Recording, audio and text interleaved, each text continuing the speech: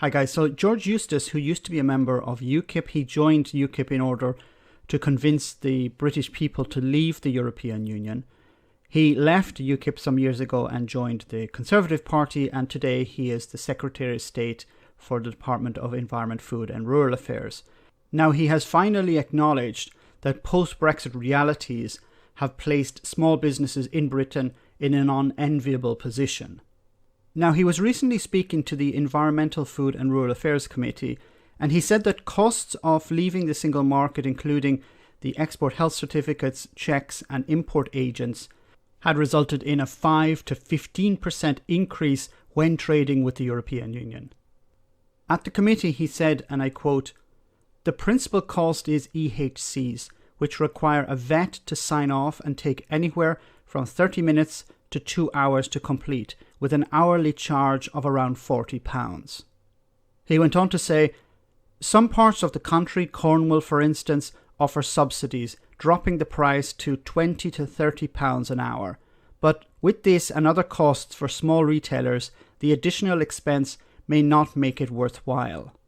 So you have somebody who was a member of UKIP, became a Conservative, campaigned for Brexit, and is now telling businesses, I'm sorry, exporting to the EU, which I told you would be worthwhile in the past, is no longer worthwhile. Now, has his department actually provided any support to these businesses that are struggling to export their goods to the EU? Of course not. He's a free market Brexiteer. He went on to say, probably what you'll see with some of these small artisan cheeses is consolidation around an export agent and redistribution in the EU single market. So in typical Brexiteer style, when he is actually forced to admit there is a problem, he just downplays it. However, the Food and Drinks Federation is saying that the problem goes far beyond artisan cheeses. They point to data that I covered in another video that back in January, salmon sales, for example, dropped 98% year on year, and beef exports are only marginally less dramatic, 91% down, and of course whiskey has also been affected, down 63%. Now, the Director of General Farming and Biosecurity at Defra, his name is David Kennedy, he provided some confusing figures when it came to UK export numbers. Now, he was using the health certificate data, which pointed to both meat and dairy exports doubling since January. Mr. Kennedy said the shortfall for exports was now just 20%. However, the problem with this is that health certificate usage could be going up for larger exporters and going down for smaller ones, due to the expenses involved we've just talked about. The types of products being exported seems to have also changed because of extra Brexit red tape. He said, and I quote, "What's coming up now is the minute. We're very much now in the learning process that is product specific.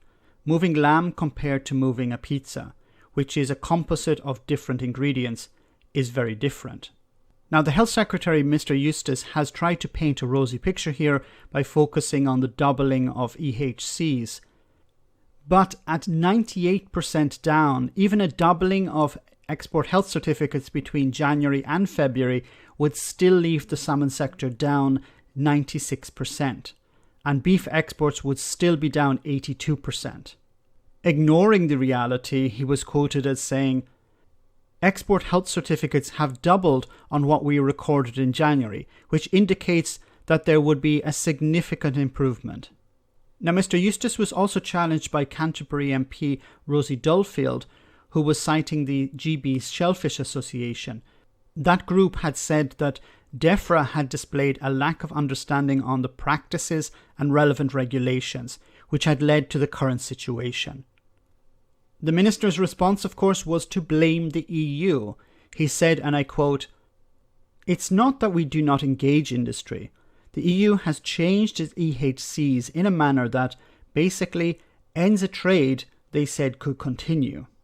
He went on to say, "It's not that we do not understand the law, but rather that the reality is that the EU has changed the law, and they only announced this change on the 3rd of February.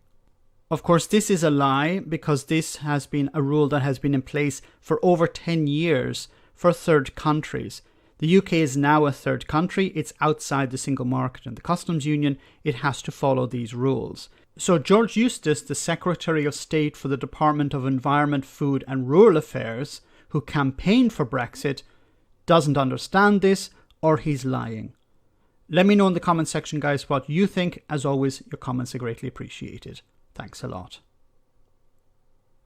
I want to say a big thank you to all of my patrons.